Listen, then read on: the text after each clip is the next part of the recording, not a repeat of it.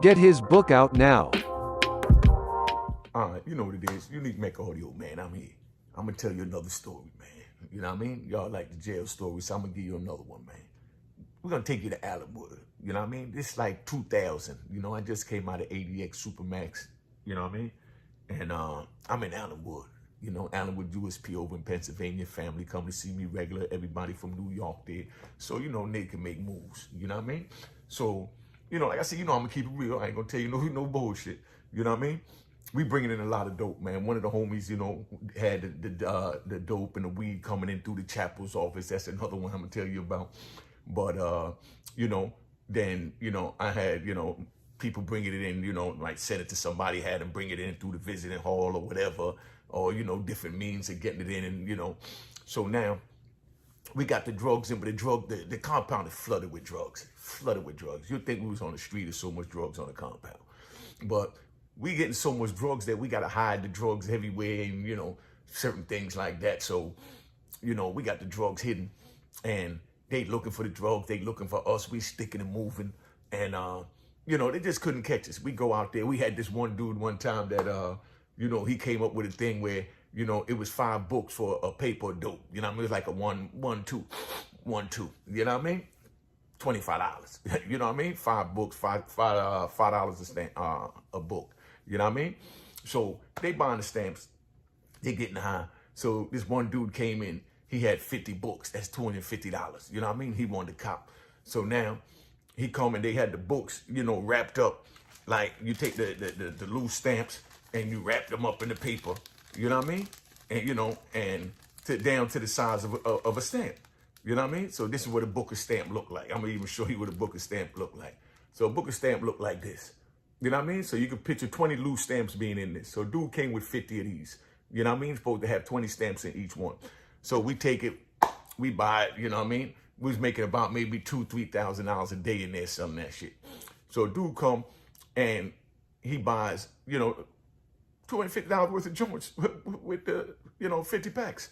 So when we go back and we check the stamps and it's time to count out the stamps and organize everything at the end of the night, it ain't nothing but little pieces of paper cut up in it the size of stamps. The nigga didn't even have not one stamp in it. You understand what I'm saying? And, you know, of course, now we got to, you know, figure out who the one that gave it to us, you know, but being it was 50 books, you know what I mean? We had to think who was a 50 book sale.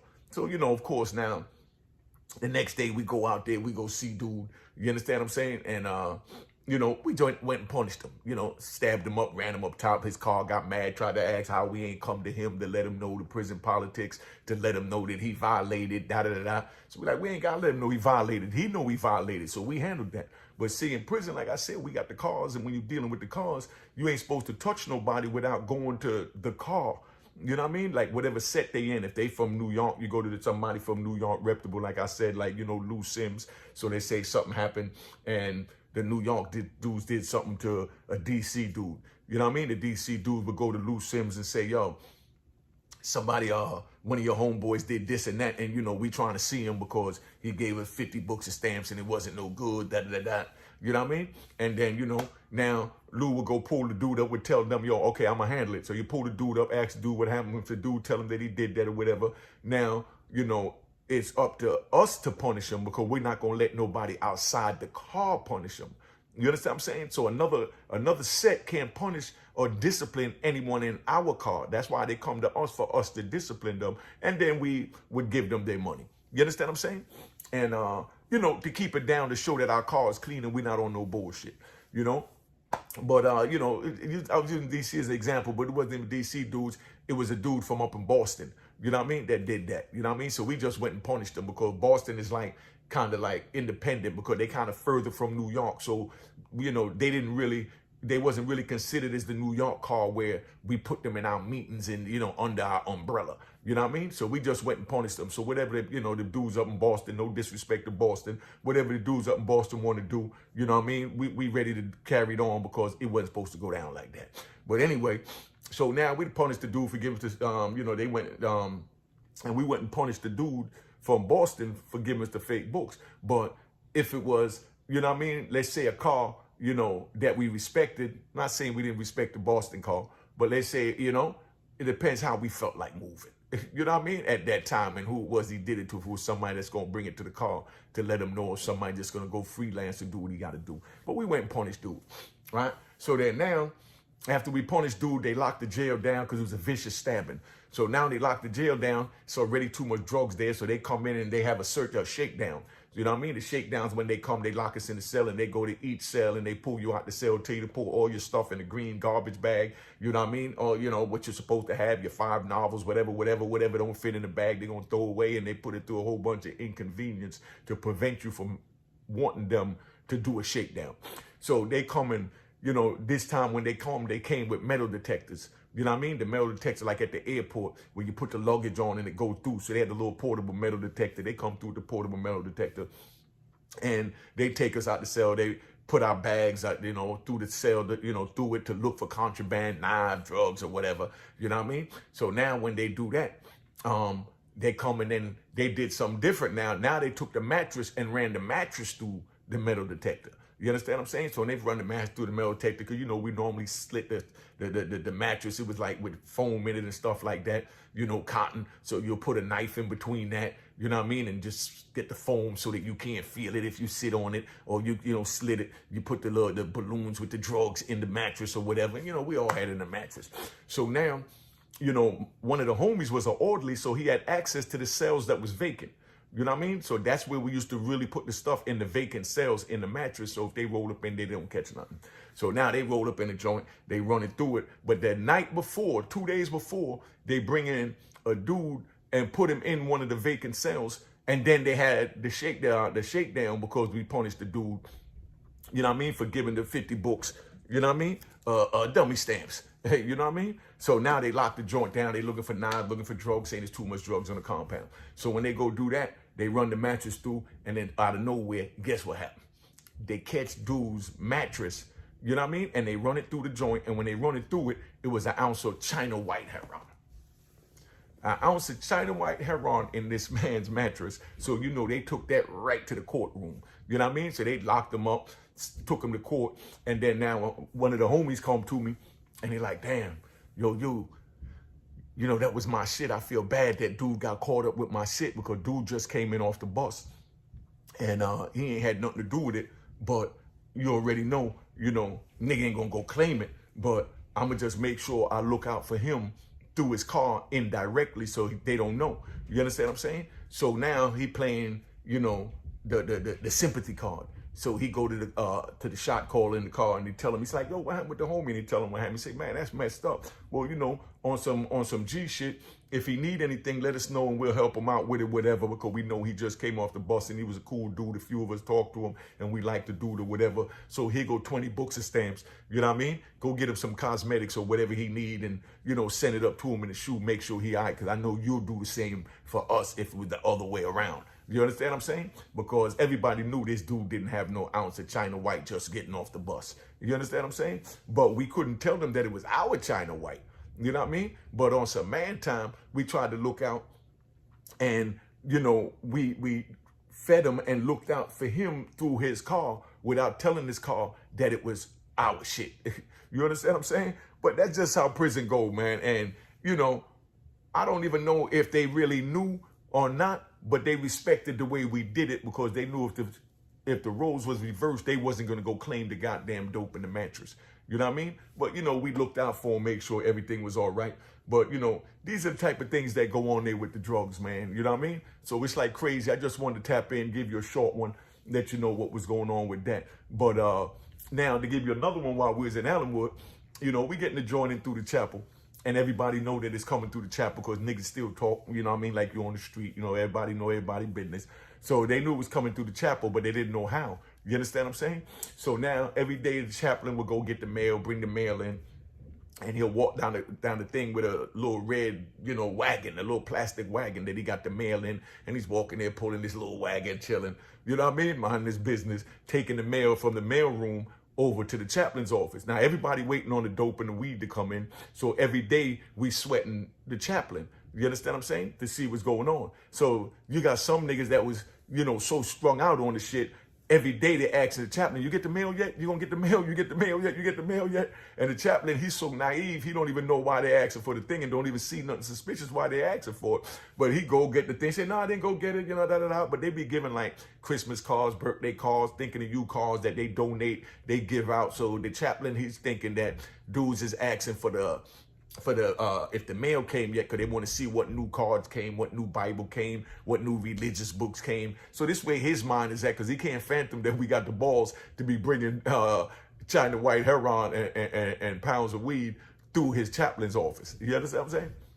So we get the joint jumping, and now he walking out a thing with the cart. Everybody keep asking him. So then when we go up in there, we get the drugs and we disperse the drugs and we selling the drugs, do what we got to do. And then one day the chaplain came out of nowhere and he pushed up on the homie and he said, look, I know something going on. You know what I mean? Because everybody keep asking for this joint. I'm having problems at home and I need some money. You know what I mean? I can make it a hell of a lot easier for you if you pay me. You know what I mean? So dude, you know, of course, saying, I don't know what you're talking about. Ain't nothing going on. So the chaplain went as far as showing him his bills, letting him know everything. And then what won him over for the homie to know that the chaplain really was trying to work to make some money, where the chaplain showed him a Field and Hunter magazine or something, or Guns and Ammo magazine. We ain't allowed to get the Guns and Ammo magazine or the Field and Hunter magazines in the jail because they showing the guns and the weapons, and you could order the bow and arrow and all this old blow gun and all that from out these magazines. So you ain't allowed to get it. But the chaplain showed him the magazine with his address on it, because he gets it delivered to his house with his home address on, to them know, man, yo, here's where I live and everything. You know what I mean? Ain't no faking, you know, I ain't working with these motherfuckers like that. I'm messed up. They're not really paying me and I need some money. So now the homie come to me and he said, yo, the chaplain came to me, said he trying to work. And I said, man, that might be a setup. That sounds like some SIS shit. That's the Special Investigation Service, you know, the detective for the prison system. Said, man, I don't trust it. So he's like, yo, I'm telling you, man, I work with him up there. Me and him talk all the time. He showed it to me, You know what I mean? So now here goes the chaplain. You know what I mean? So he said, yo, he wanted me, if you want, I'll let you meet him. I said, man, I ain't trying to meet him. I said, I'll send the drugs to your girl, or your girl go pick it up in New York, and you do what you got to do to get it to him. And when you get it in, you keep half, you give me half. So I give you 2 ounces, you keep an ounce, I keep an ounce. You understand what I'm saying? But I don't want to have nothing to do with it. You feel you could trust them, you deal with it. So sure enough, you know what I mean? I gave him the little 2 ounces, he brought it in, did what he had to do. And now the drugs is in. You know what I mean? So now we got the joint on lock. So now it's even more drugs. And now we got the chaplain on the payroll. You understand what I'm saying? But it's just crazy because, you know, they don't pay them enough to handle their bills, but they expect them to comply by the rules, you know? But like I said, this is when I was wilding. You know what I mean? This is when I was wilding, my first, 10 years in the system. After that, I calmed down. It took me about 10 years to calm down. But it took me about 10 joints. I calmed down and, I chilled out. And wound up, listening to Guy Fisher and William Underwood, you know what I mean, who was telling me, leave that shit alone, It took over a decade for me to listen to him. So that's why I'm really trying to reach out to the youth, because, you know what I mean, when I was on the street, nobody tried to reach me. You're not saying I would have listened, because when I was in the joint, Underwood and Guy tried to reach me, and I wasn't listening. You know what I mean? So, it was just crazy, man, but we did what we had to do, to survive. And I'm letting y'all know that none of that is worth it, because what they did was one day they just came and grabbed me because they couldn't catch nothing. They just came and grabbed me, put me on the airplane and shot me out to California. You know what I mean? So 4 o'clock, they picked me up. You know what I mean? The next morning, I'm in California. I'm in Oklahoma. You know what I mean? That evening, I'm in California. You know what I mean? When my family is in New York. You know what I mean? So now I can't get no visit, can't see my family, you know what I mean? And they got me, they couldn't put me in a hole because they didn't catch me for nothing. But it's just to show you how they disrupted everything. And now that broke the family tie, because where I was getting visits every week, now I'm not getting no visits because I'm way out in California. You understand what I'm saying? So, I say all that to say, don't get involved in, the life of crime, because when you get involved in it, man, it might be sweet for a minute, getting an ounce of heroin in the joint, thinking you do what you're doing, sending money home to your family, doing this and that. But at the same time, you're digging yourself closer to catching a new case, you know what I mean? Going back through the bullshit, and it's not worth it. You know what I mean? Like I said, I did 26 years in the joint, man. It's not worth it. I want to keep saying I did 26, but for a lot of y'all coming, y'all don't know. You know what I mean? And I did all that foolishness when I was in there, man. So, this is just to let y'all know, don't get involved, in crime, so you got to wind up in prison. And if you go to prison, you know what I mean, or know somebody in prison, tell them the program, get their education, get their certificates, get their GED, get everything they got to get prepared to come out here. So when they come home, they can start a YouTube, their own business. You know what I mean? But that's what it is, man. Unique Mecca Audio tapping out. All right. Cheers, cheers, toast the crime, toast the crime, the crime, the crime, the crime. What?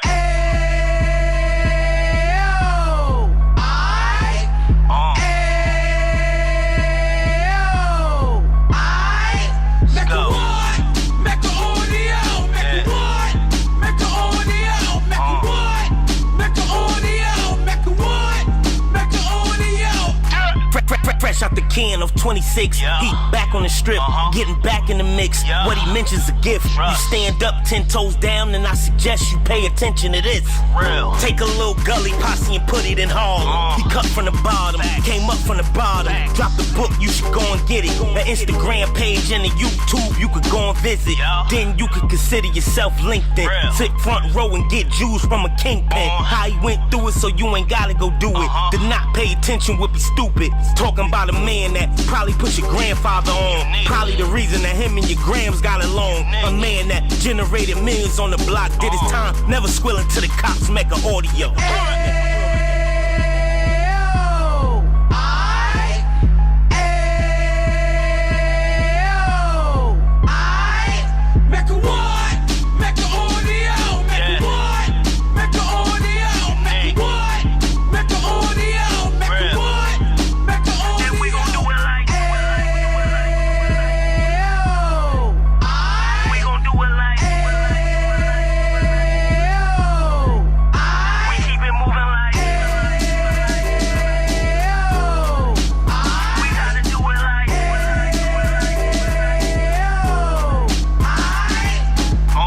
Get it live like 2 G's in the 90s. Drop top beamer so shiny. I let shorty go, she was whining.